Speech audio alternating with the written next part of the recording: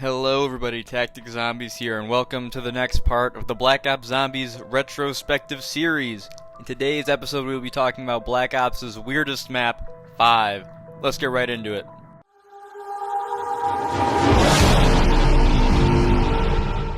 By far, 5's most iconic feature is its cast, because as opposed to playing as the Ultimates crew for the 4th time in a row, it's a completely unique cast. This playable crew includes John F. Kennedy, Richard Nixon, Fidel Castro, and then Secretary of Defense Robert McNamara. They are the 4 playable characters. So 5 is set inside the Pentagon, and the actual map layout, it's much more linear than most of the maps that have come before, which I think is probably to the map's detriment. It is split up into 3 floors. There's a spawn floor, which is like a conference room with a couple hallways. Then there's the war room, which is where the gameplay you're watching right now is. It's got like a catwalk going around the upper level. It's got the big open area on the ground floor for training. And then in the basement is the labs, which is where the power is. The early game setup on 5 is very, very boring in my opinion. I think it's definitely the worst part of the game on 5, just because you have to take the same route to get to power every single game. You don't really get, there's no choice. Sure, on other maps where there's 2 routes to power, normally you only stick with one, but at least you have the other one if you want to mix things up.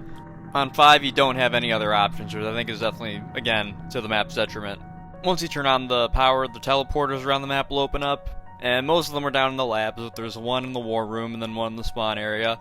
And that sounds good. There's so many teleporters to get around, you don't have to take the elevators every time. But they're really not that good because they're random. So if you want to get to the war room and you just keep bouncing back and forth like a pinball around the labs, it can get really annoying. The teleporters also have a pretty lengthy cooldown, so if you get sent to the top floor and you want to get to the war room, you're going to be sitting around for 15 seconds waiting for your teleporter to recharge. And at that point, it's why even bother? So, they're a very mixed bag. If they work well, but usually they don't work well. So, again, these are definitely one of the map's biggest flaws.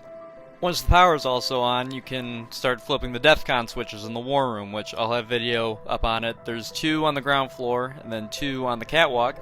Once these 4 switches have been flipped, you can teleport into the Pack-a-Punch room, which is a meeting room off to the side of the war room, which is normally locked. There's also another boss zombie on this map, a new boss zombie, the Pentagon Thief.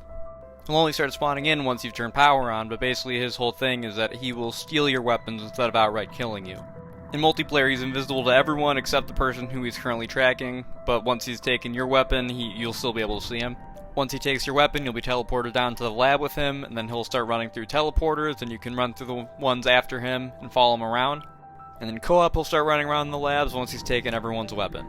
After that, he'll just run around the labs for maybe 30 seconds to a minute, I'm not sure of the exact amount of time, but then he'll leave through the teleport right by power, and then the round will end. Basically, there are 3 outcomes to the Pentagon Thief round. The first and worst outcome is if he takes everyone's weapon, then you run out the clock, you don't kill him in time, and he'll run away. He will keep your guns, you won't get those back, but you will get a max ammo. If he takes at least one person's weapon, but you still kill him before the clock runs out, then you'll get a max ammo, whoever got their guns taken will get their guns back, and then you'll get a fire sale as a drop as well, as another reward. If you can kill the thief before he gets his hands on anyone's weapons, you can get a max ammo and a bonfire sale. The bonfire sale is a new drop that's only on 5 as far as I know, but basically it's a floating Pack-a-Punch machine. When you pick it up, it'll unlock Pack-a-Punch, all the teleporters will head in there, and the price of Pack-a-Punch is reduced from 5,000 points to 1,000 points. So this can really make or break your game. If you get this on an early round when you're getting set up, it can save you a ton of time and points. And I like how you basically can get to pick or choose the bonfire sale or the fire sale. If you're far enough in the game and all your weapons are already Pack-a-Punched, you might want the fire sale instead, so you can mix up what guns you're using. So you let him take your weapon and then kill him, and then you'll get the fire sale and you can hit the box, get something else. And then speaking of new drops, another new drop was introduced in 5, the Death Machine. And it's, as it says, it's a death machine from the multiplayer and campaign of Black Ops. It's a minigun power-up, lasts 30 seconds I think, and it's really cool.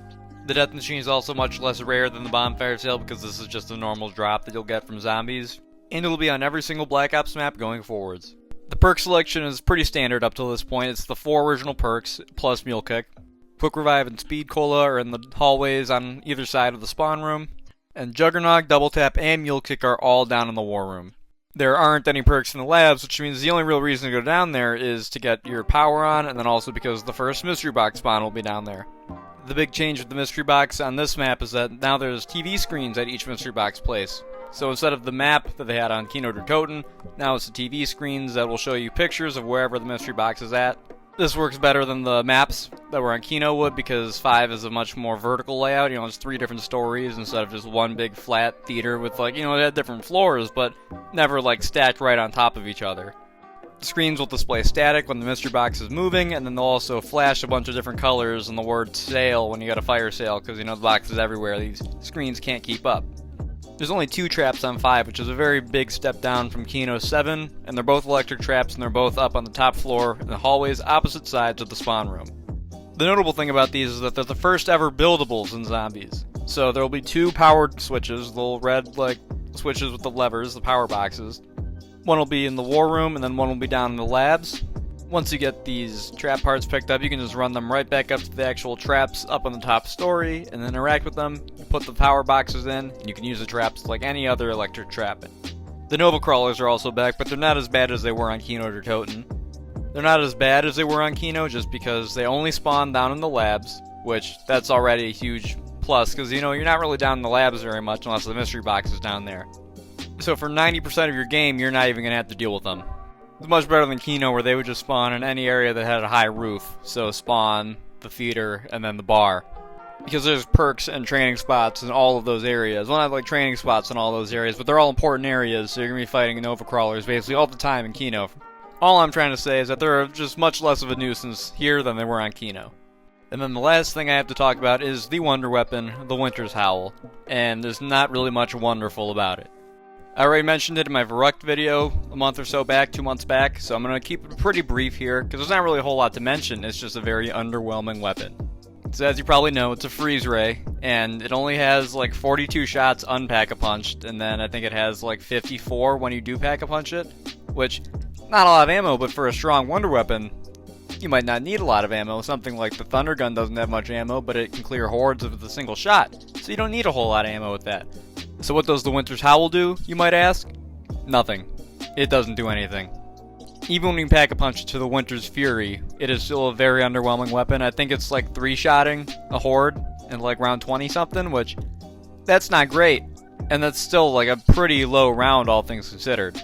Especially when you don't have very much ammo to go around. It's just, again, it's not very good. Insta-kills is pretty good, because it's got shoots a big burst of like ice. So it can take out a whole group with an insta-kill, but any gun can do that with an insta-kill, so that's not really saying much for the wonder weapon. That's more or less just saying insta-kill's a good power-up, which, like, duh.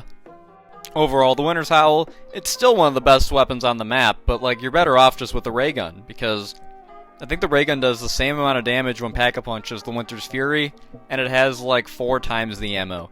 And everyone can get a ray gun. The Winter's Howl is one of those wonder weapons where one person can get it, and that's it. So, just stay away from it as soon as you hit like round 20. I would just trade it out for a ray gun. The one thing it is good at, which you're going to see in this footage right now, is it's actually pretty good at killing the Pentagon Thief. Because it does, at least on lower rounds it is. Because it melts him very quickly. Not in the clip right there, you can ignore that. And that's basically it for the gameplay. Because 5 is a super simple map when you get down to it. But the map is just built so claustrophobically. It's such a tight quarters map, or close quarters map, that I think that makes it more fun than Kino der Toten. But I'll get to that more once I quickly talk about the secrets, which is not going to be here very long. Because I'm just going to skip the story, because there's like no story here. It's just JFK and friends are fighting zombies in the Pentagon. That's about it for the story, as far as I know.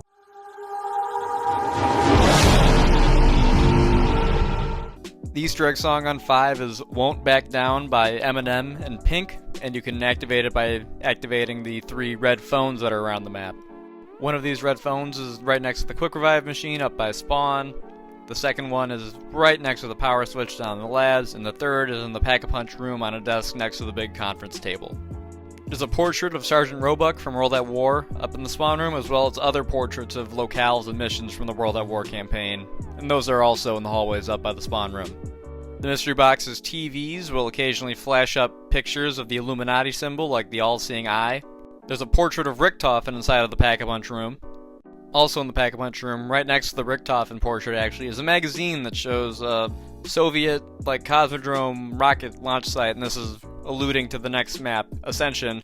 And I believe that this was actually changed in an update post-release to kind of hype people up for Ascension. I'm pretty sure this isn't what it was back at launch. Down in the labs is a pig you can kill, which there's nothing really significant about him. There are a lot of theories that he was significant. There were Easter eggs and like rumors that you could activate hard mode by killing the pig, but really, it's just decoration down there to show that, yeah, this is like an animal testing portion of the labs. Outside of one of the barriers in the labs, you can see a ray gun on a workbench, one of the big, like, 935 MDT teleporters from the recent Kino, like the Die Glock looking ones, and then barrels, which I think are supposed to be the same barrels as the ones that were on the stage on Kino that had the zombies inside. These are all outside of a window down in the labs. Also in the labs, you can find barrels of Nova 6, which obviously points to the fact that the US government in the zombies timeline was doing their experiments with what they found from Group 935 and all their experiments. And then in the armory room down in the labs, you can also find a thunder gun inside of one of the weapons lockers, and then a death machine, and then also the Winter's Howl on a workbench down there.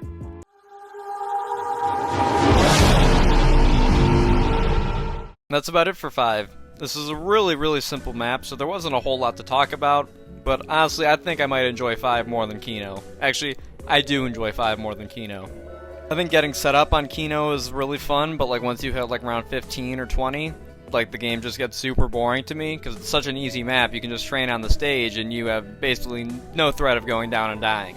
5 is basically the other way around, where I think the setup gets very boring and is very repetitive, but once you get going, once you hit like round 15 or like 12, 15, something like that, and the game starts to really pick up, that's when 5 I think shines, because it's a much more difficult and much more cramped and crowded map than Kino was, so it really works as a good counterpart to Kino, where if you want something casual, just hop on and play like 20-25 minutes, you can play Kino, but if you want a more long-term, difficult match, you can play 5 instead.